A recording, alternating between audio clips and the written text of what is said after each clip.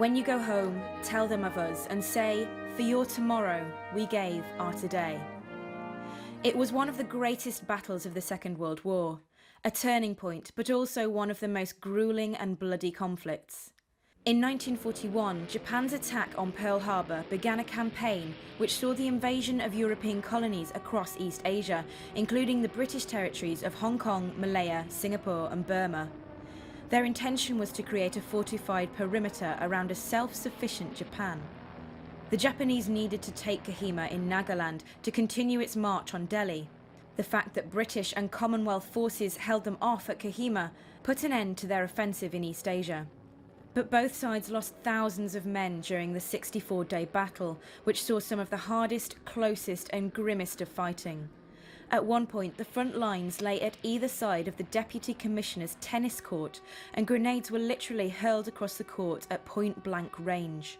One soldier wrote, "There followed a sniping duel, and then things happened the like of which I had never seen before.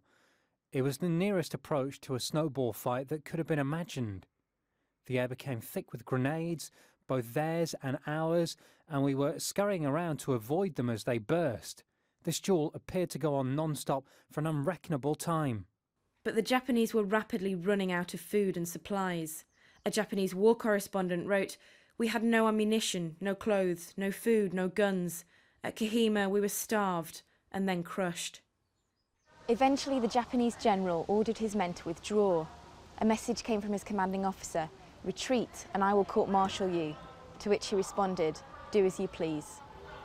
In the 70th year of the Battle of Kohima, today saw a service of commemoration here in York, where veterans and the public remembered those who fought in the bloody battle. A lot of people have asked me what was it like at Kohima. I've always said, well, you've got to be there to really know, because probably some of the things people wouldn't believe you, but it was a terrible place. It was really. I was fortunate really. I was wounded by the RAF, by the strapped along positions. But I was fortunate really because the next morning our section was going into attack a place called Cookie's Picket, and I'm afraid about 75% of them were killed or wounded or missing that morning. So I think I was fortunate of getting out of it the night before, but it was a terrible place to be in. And I'm pleased to be here today to remember and commemorate well. A minute's silence was held for those who were lost in what some describe as the greatest battle of the war.